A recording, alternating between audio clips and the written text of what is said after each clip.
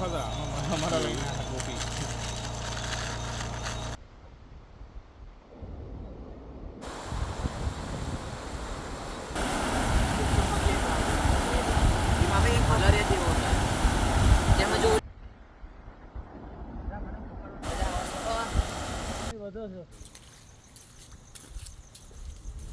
હાલ આપણે જબ્બર પાણી આવ્યું આયા હતા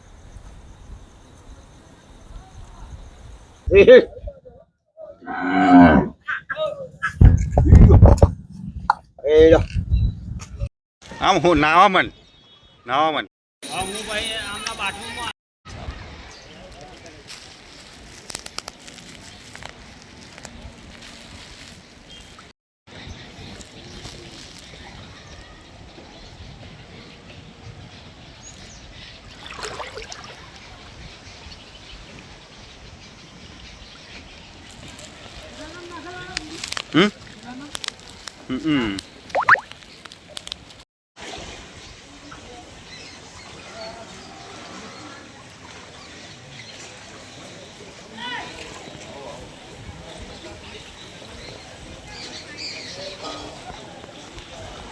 તો મારા રસિકપુરામાં પૂર આવી ગયું છે તો આટલું પાણી છે આ ભાઈ તમે જોઈ શકો છો એમના ઘર બાજુ જાય છે આ દુકાન બધું ડૂબી ગયું છે જો જ્યાં જો ત્યાં પાણી જ છે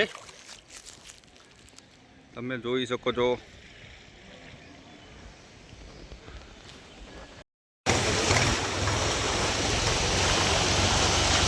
એવું પાણી છે નહીં કર્યું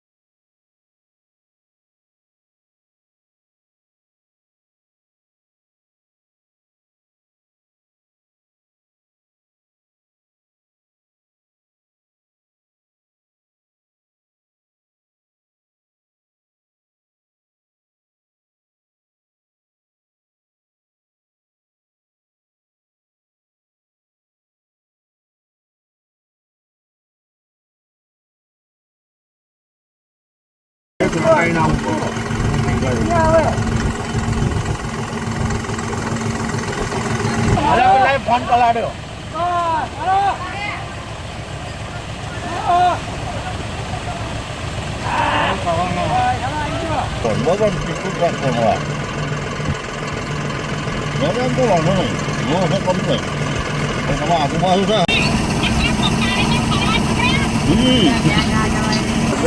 પાણીમાં અજાણવું પડે એટલે મેં ઘટાડો આવું.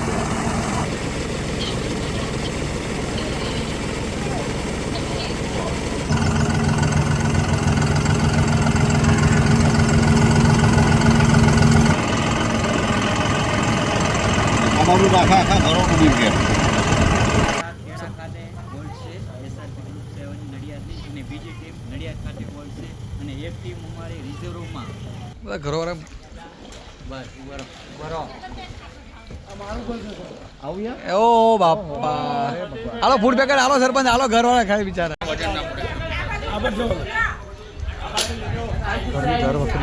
ગુસ્સે નહીં સાહેબ. હું ખેડા તાલુકાનું રડુ ગામ એમાં સરપંચના કાકા બોલું છું. પથાપુરા ગામમાં બીજી વાર પૂર આવ્યું છે, કેવી પરિસ્થિતિ છે? પથ્થાપુરા ગામની અંદર સાહેબ બીજી વાર પાણી આવ્યું. પહેલી વારે પારાવાર નુકસાન થયું અને બીજી વાર તો એના કરતાં વધારે નુકસાન થયું. હવે સરકારની આમાં થોડીક પેલી એ હોવું જોઈએ કે આ ફરી કેમ પાણી આવ્યું.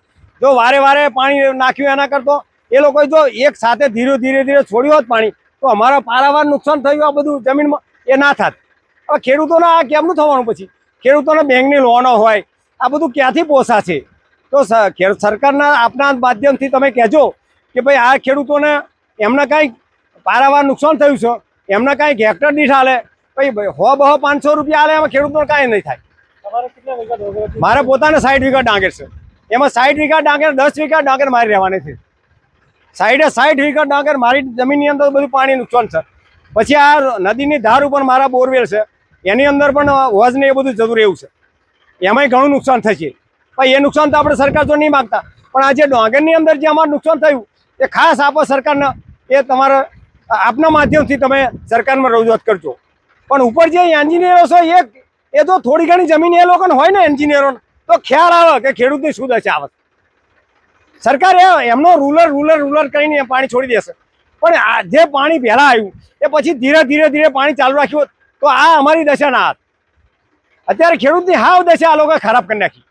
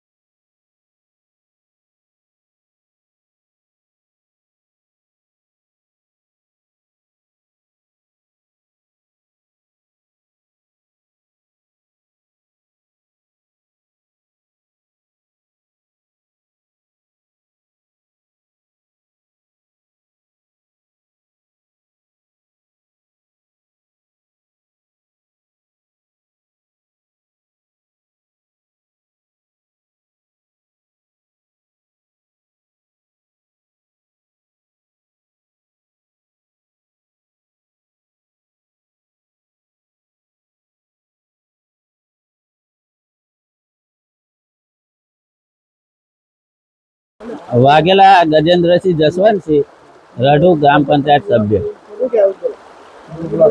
સાબરમતી ધરોઈ ડેમમાંથી જે પાણી છોડવામાં આવ્યું, હવે સાબરમતી નદીની અંદર બીજી મેસવો, હાથમતી, આ બધી નદીઓના જે પાણી આવે છે એ સાબરમતી એક જ ગણતરી. આ બધી 4 નદીઓના પાણી આવી પથાપુરા, કલોલી, રસિકપુરા, ચાંદણા, રઢુ, આ બધા સીમની અંદર હજારો હેક્ટર ડાંગરનો પાક તેમજ શાકભાજી. આ ખેડૂતોને અત્યારે રોવાનો વારો આવ્યો છે. એમને મોંઘા ભાવના બિયારણો આ બધું જે તે લાવી અને ખેતરમાં એમને રોપ્યું હતું અને અત્યારે પાક એકદમ નિષ્ફળ. આ બીજી વખત પાણી આવી ગયું. 10 દિવસના ગાળામાં બીજી વખત પાણી આવ્યું અને પાણી હવે હાથની બહાર નીકળી ગયું. ખેડૂતોના હાથની વાત નથી રહી. બધો પાક નિષ્ફળ ગયો. ખેડૂતોને રોવાનો વારો આવે છે.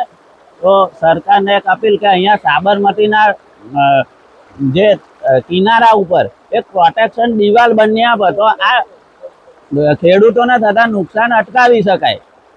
એટલે સરકારને અમારે એ જ વિનંતી છે કે એક પ્રોટેક્શન દિવાલ કલોલીથી રસિકપુરા નદીના કિનારા ઉપર બની આપે. અજીતસિંહ વાઘેલા, સરપંચ રઢુ તાબેનું એક મારું પથાપુરા ગામ રઢુથી 5 કિલોમીટર દૂર આવ્યું. ત્યાં આગળ 800-900ની વસ્તી ધરાવતું ગામ છે. અને આ બીજી વખત પાણી આવ્યું, બરાબર. અને તંત્રનું કામ કરે છે. તંત્ર ખૂબ એલર્ટ છે. પણ પાણી વારંવાર આ રીતે જે આની સગવડ કરવી જોઈએ. સરકારને મારી રજૂઆત છે કે અમે 2001ની અંદર એક પારાની માંગણી કરી હતી. કલોલી, પઠાપુરા, રસિકપુરા. અમને આટલો સહયોગ સરકારને એવી રજૂઆત અમારી છે કે તમે અમને આટલો સહકાર આપો તો આ વારંવાર અમારી પરિસ્થિતિ ના થાય. આજે તમે જોઈ શકો છો, તમે પ્રત્યક્ષ જોઈ શકો. આજે 8 થી 9 કિલોમીટર સુધી સાબરમતીનું પાણી રઢુથી માંડીને ચાંદણાની સીમમાં ઘૂસવાની તૈયારીમાં છે, બરાબર. આમ વારસંગ સુધી કે જે 5 થી 7 કિલોમીટરની સીમ, રસિકપુરા પાણીની અંદર જવાતું નથી. પથાપુરાની અંદર આ પોઝિશન છે. એટલે અમે સરકારના વારંવાર રજૂઆત કરીએ છીએ કે તમે અમારી થોડી વાત ધ્યાન ઉપર લઈ અને અમને એક એવી દિવાલ બનાવી આપો કે જેથી કરીને અમારી પરિસ્થિતિ આના.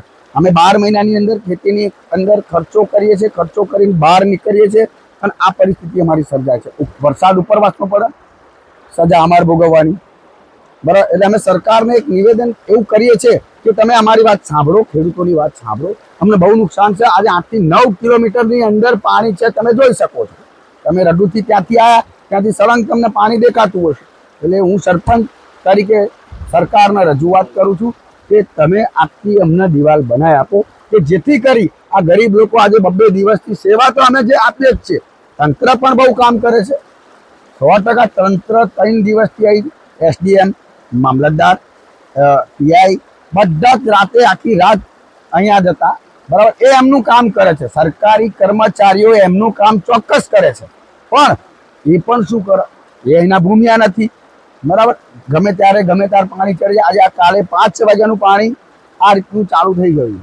એટલે અમે સરકારને એક નિવેદન કરીએ છીએ કે અમારી થોડી રજૂઆત, આ પાણી ઓસર્યા પછી અમારી રજૂઆત થોડી સાંભળો.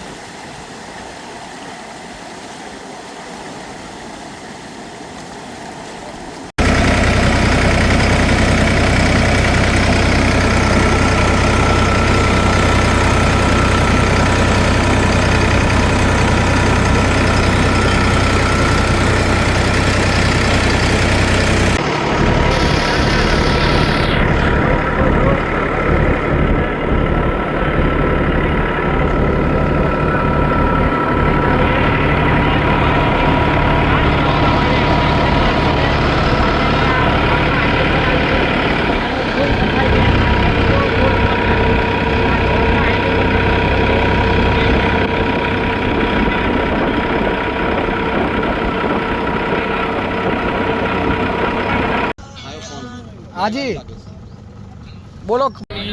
ફરજ પડી છે અને ગઈકાલ રાતથી લોકો જે છે તેઓ ગામમાં બોટમાં ફરી રહી છે અને એસડીઆરએફ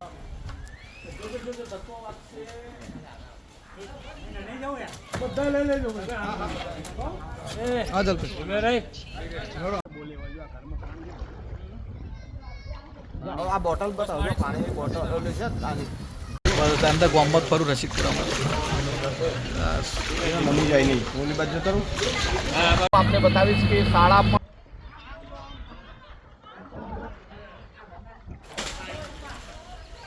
રાતે મેં તમને વિડીયો નહીં નાખ્યા, સોરી. કાલ રાતે પાલ્લા ગયો હતો 2 વાગે, મોકલી આપું રાતનું. અત્યારનું ખબર નહીં મને. લાવ, મારો ફોન આવ્યો છે. કરું ફોન. કે એસડીઆરએફના અધિકારીઓ જે કે તેઓ આ ગામમાં જે છે રેસ્ક્યુ માટે પણ ફરી આવવું પડે પાછું એવું નહીં, લોકો છે જ નહીં ઘરમાં. જુઓ સાબરમતીનો ધસમસતો પ્રવાહ ખેડા જિલ્લાના રસિકપુરા ગામમાં ઘૂસી ચૂક્યો છે અને પૂર જેવી સ્થિતિ એકલા છે ને એમને આપી દેજો.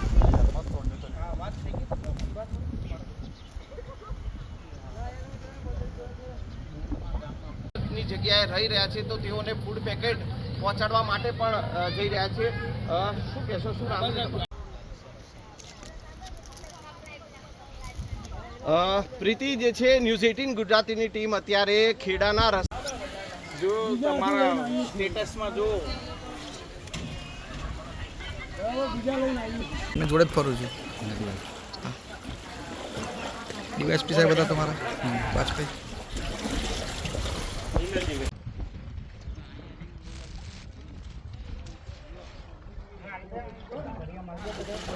અને પૂરની સ્થિતિનું નિર્માણ થયું છે. આ 15 હારું પડ્યું. બે અરે. વાર આ પ્રકારે પૂરની સ્થિતિનું નિર્માણ થયું છે.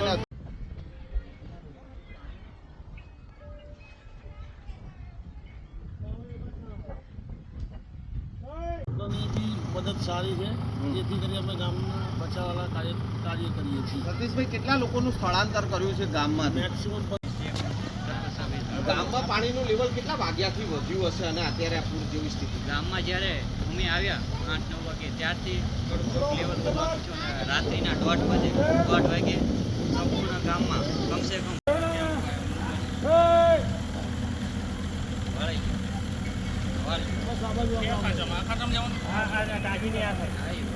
આ લાઈનમાં